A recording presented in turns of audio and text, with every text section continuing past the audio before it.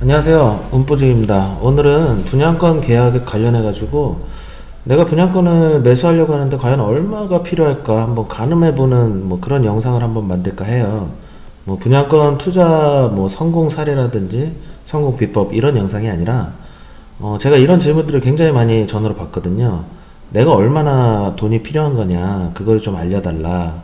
얼마의 자금이 있어야지 분양권을 구입할 수 있느냐 매수할 수 있느냐 이렇게 물어보시는 분들이 많아요. 그래서 아주 기본적인 분양권 계약할 때 얼마가 필요할까? 이런 거 한번 가늠해보는 그런 영상, 한번 이 영상을 계속 보시다 보면 아, 분양권을 내가 살려면 이 정도 돈은 있어야 되는구나 이거를 알게 되실 거예요. 자, 이제 기본적인 것부터 시작을 해볼게요.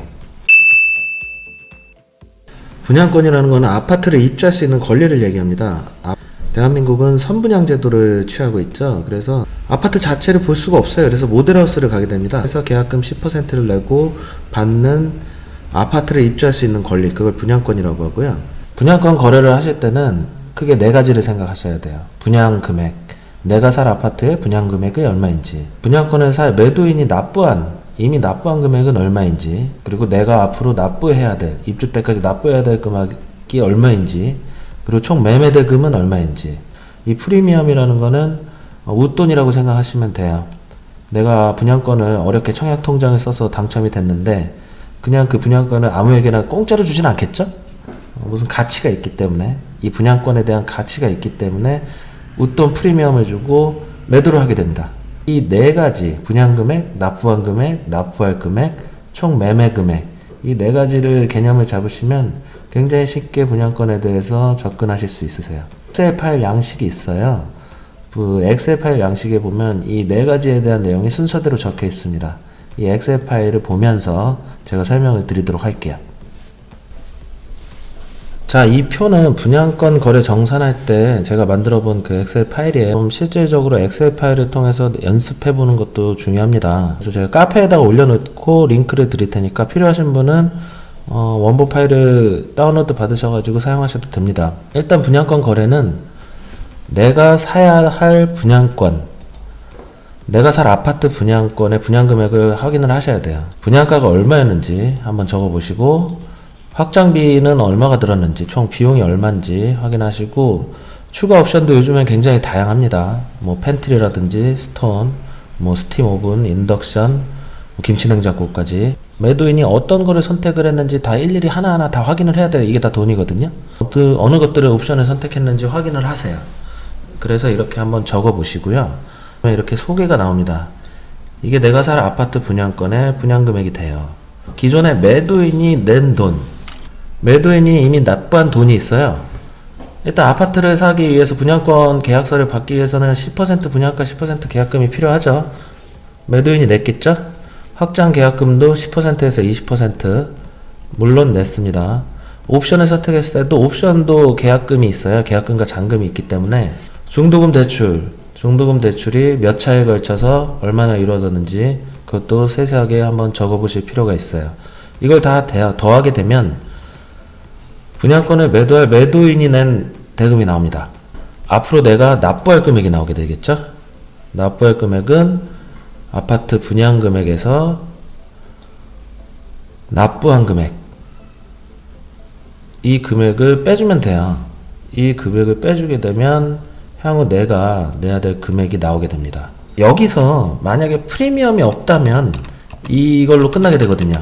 근데 문제는 분양권 거래에서는 언제나 프리미엄이 붙죠. 무피로 거래되는 경우는 거의 없습니다. 프리미엄을 총 매매 금액으로 해서 분양권 계약을 하게 돼요. 총 매매 금액, 분양 금액 3억 2천에서 프리미엄을 더해서 4억이 되는 거예요. 분양 금액과 프리미엄. 이게 총 매매 금액. 분양권 거래의 매매 금액 기준이 됩니다. 그렇게 해서 이제 정산 지불금, 융자금, 매매 정산금 이렇게 나오게 되는데, 정산 지불금은 납부한 금액에서 프리미엄을 더한 거예요. 양도인이 이미 납부를 했어요. 이거는 현금으로 다 납부를 했기 때문에 이 금액은 당연히 사는 사람이 이걸 대신 내줘야죠. 분양 계약금 10% 현금으로 냈을 테고요. 확장 계약금도 그렇고 옥션 계약금도 그렇고요. 요 세 가지는 현금으로 이미 매도인이 냈기 때문에 그거를 매도인에게 돌려줘야 됩니다. 중도금 대출은 대출을 일으킨 거기 때문에 융자금은 이렇게 승계를 해줘요. 기존에 매도인이 현금을 냈던 게 있으면 다 그걸 현금으로 다시 갚아주고, 아파트 관련해서 대출을 받은 게 있다면 그 대출을 승계해주면 됩니다. 마지막으로 내가 내야 될 금액이 이렇게 정산금이 나오게 돼요. 이 정산금을 분양권 계약서에 기재를 하게 됩니다. 매매 계약금, 중도금, 잔금. 이제 협의를 통해서 하는데, 이 케이스 같은 경우 뭐 20%, 40%, 40%로 적어놨지만 유도리가 있습니다. 이거는 다 다르기 때문에 지금 두 가지를 빼고 설명을 드렸는데, 한 가지는 양도소득세고 두 번째는 중도금 대출 이자 후불에 관한 얘기예요. 두 가지 모두 굉장히 중요한데, 양도소득세 같은 경우는 따로 계산법이 있고 엑셀 파일도 있기 때문에 다음에 영상으로 한번 엑셀 원본과 함께 설명을 드리고요. 이 이자 후불제라는 게 굉장히 민감합니다. 만약에 이자 후불제가 됐을 때 이 이자를 누가 납부하느냐, 여기서 말하는 이자는 중도금 대출 얘기한 거예요. 이 중도금 대출에서 이자를 누가 낼 것인가, 이 부분을 공인중개업소나 뭐 통해 가지고 아주 정확하게 명확하게 분양권 거래를 할 때는 하시는 게 중요합니다. 나중에 이게 분쟁의 소지가 있어요.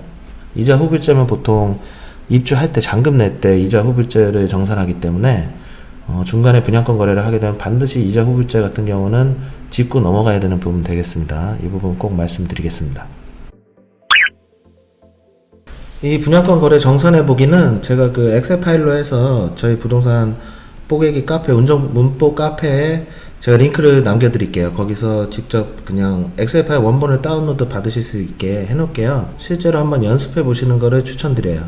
부동산에 가면서 처음에 이런 얘기 들으면 무슨 말인지 이해가 안 가거든요. 아, 내가 이렇게 현금을 준비를 해야 되는구나. 앞으로 다른 곳에 분양권을 투자를 고려한다고 했을 때도 이 정도의 비용은 예상이 되는구나 라고 감을 잡으실 수가 있죠. 그렇게 되면 부동산을 보는 안목도 조금 넓어질 수 있고요. 분양권 투자 관련 영상이라든지 분양권을 왜 투자하는지, 그리고 분양권에 투자를 해서 어떻게 차익을 남길 수 있는가, 이런 투자에 대한 이런 이야기들도 귀에 잘 들리실 수 있을 거예요. 자, 이상으로 여기까지 오늘 영상을 마치고요. 오늘 하루도 즐거운 하루 되시기를 기원드립니다. 감사합니다.